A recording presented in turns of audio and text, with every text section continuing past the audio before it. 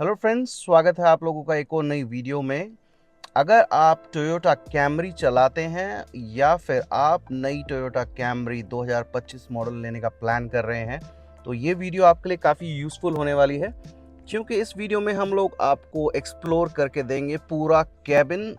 Toyota Camry के cabin के अंदर आने वाले एक एक बटन और उसका क्या फंक्शन रहता है हम आपको समझाएंगे इस स्मॉल सी वीडियो के अंदर। तो चलिए शुरू करते हैं। सबसे पहले आपको यहाँ पर बीच में देखने को मिलेगा 12.3 इंच का इंफोटेनमेंट सिस्टम, जो कि है एक टच स्क्रीन इंफोटेनमेंट सिस्टम, और ये आपका Android auto and Apple CarPlay support करता है। एंड सेम साइज का 12.3 इंच का ही आपको मल्टी इन्फॉर्मेशन डिस्प्ले यहाँ पर देखने को मिलता है नई टोयोटा कैमरी 2025 मॉडल। तो चलिए शुरू करते हैं सभी फंक्शंस को जाने। तो यहाँ पर आपको एक मात्र बटन जो दिख रहा है ये बेसिकली पावर एंड वॉल्यूम का बटन है इंफोटेनमेंट सिस्टम के लिए। तो अगर आप इसे पुश करते हैं तो यहाँ से आपका ऑडियो ऑफ हो जाता है एंड यहीं से आप इसे टर्न ऑन भी कर सकते हैं। साथ ही वॉल्यूम को भी आप यहाँ से बढ़ा सकते हैं या घटा सकते हैं। इसके अलावा पूरे इंफोटेनमेंट सिस्टम पर कोई भी फिजिकल टच बटन यहाँ पर आपको देखने को नहीं मिलता है। अब नीचे बढ़ते हैं। यहाँ पर सबसे पहले आपको मिलेगा ऑटोमेटिक एसी का पैनल, जो कि देखने में कुछ इस प्रकार का लगता है। काफ़ी लग्जरी लुक यहाँ पर दी गई है। तो बटन्स को एक बार एक्सप्लोर कर लेते हैं। सबसे पहले ऊपर दिए गए हैं दो बटन्स, ये हैं फ्रंट वेंटिलेटेड सीट्स के बटन। जी हाँ, तो यहाँ पर 3 स्पीड्स आपको देखने को मिलती हैं और सीट वेंटिलेशन आपको केवल फ्रंट सीट्स में ही मिलेगा। उसके अलावा नीचे दिए गए हैं ये सभी फिजिकल बटन्स, आइए इन्हें एक्सप्लोर कर लेते हैं। सबसे पहला बटन यहाँ पर एसी का दिया गया है, तो एसी यूनिट को आप यहाँ से ऑन या ऑफ कर सकते हैं। तो यहाँ से केबिन एयर सर्कुलेशन आप सेलेक्ट कर सकते हैं। अगर आप air circulation with in the cabin करना चाहते हैं तो इसे ऑन कर सकते हैं, जो कि गर्मियों में काफ़ी इफेक्टिव रहता है। नेक्स्ट बटन यहाँ पर दिया गया है सिंक का बटन।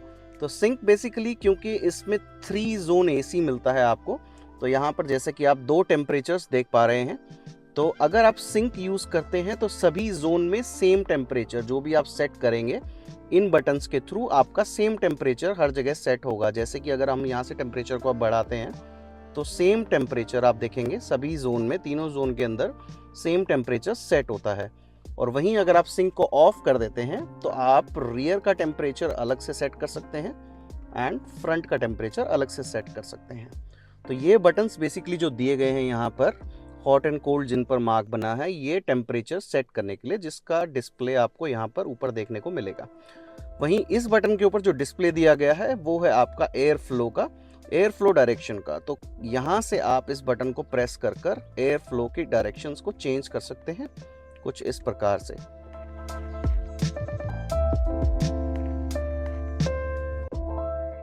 नेक्स्ट यहाँ पर आपको देखने को मिल रहा है फैन स्पीड। तो यहाँ से इस बटन को अप पुश कर कर फैन स्पीड को बढ़ा सकते हैं और डाउन पुश कर कर यहाँ से फैन स्पीड को आप घटा सकते हैं। वहीं साथ में ही आपको फ्रंट में यहाँ पर फ्रंट डिफॉगर का जो एयर वेंट सामने दिए गए हैं उनके थ्रू एयर ब्लो करने के लिए आप फ्रंट का प्रयोग कर सकते हैं।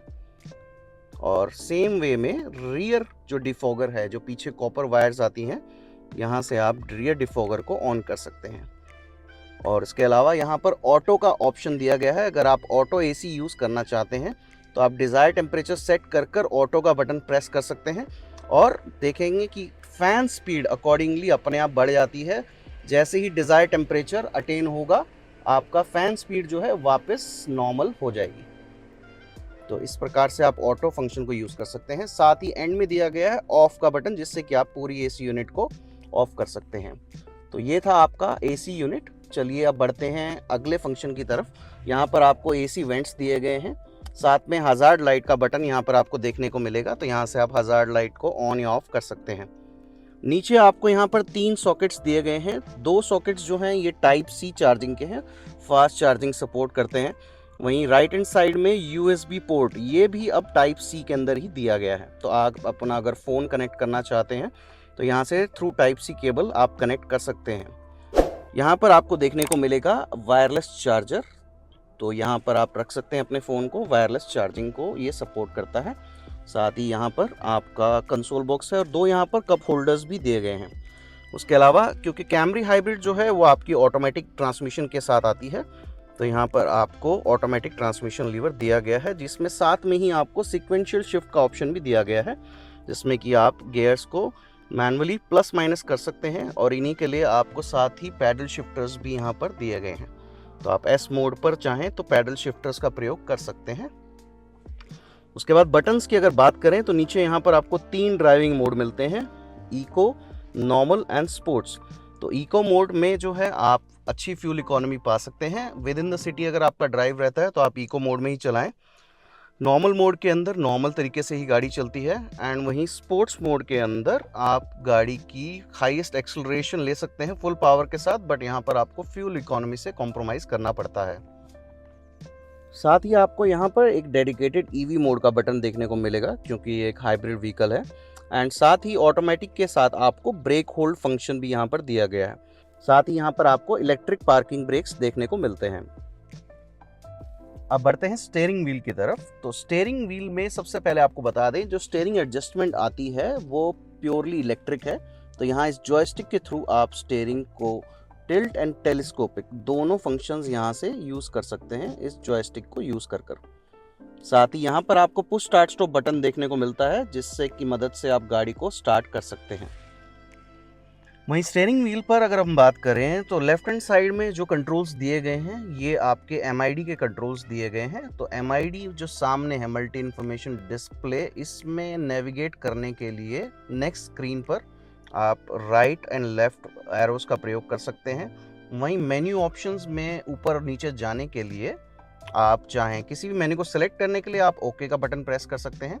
वहीं अप एंड डाउन एरो से आप मेन्यू ऑप्शन सेलेक्ट कर सकते हैं। वहीं किसी भी मेन्यू से बाहर आने के लिए आप बैक बटन का प्रयोग कर सकते हैं।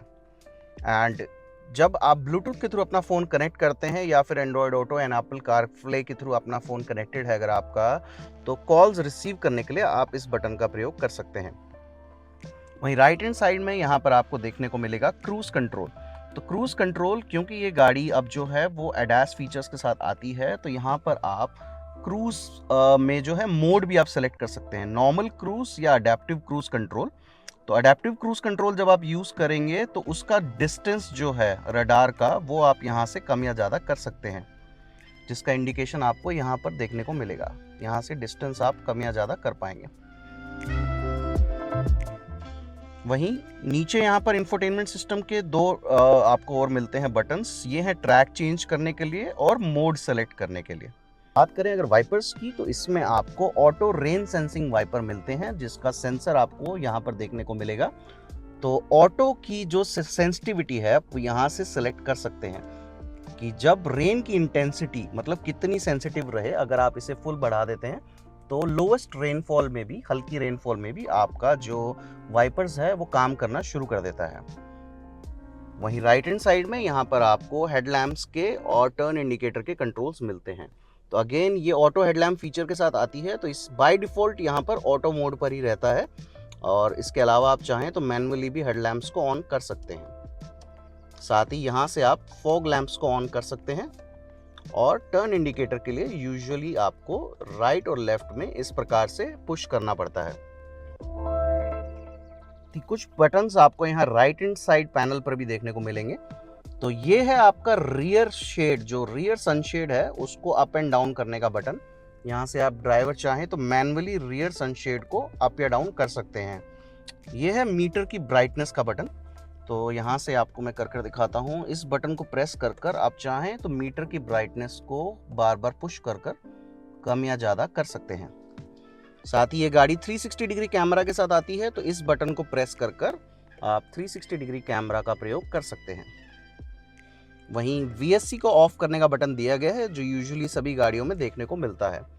और बात करें जब ADAS फीचर्स की, तो यहाँ पर ऑटो हाई बीम फंक्शन आता है, जिससे आप चाहें तो यहाँ से ऑन या ऑफ कर सकते हैं।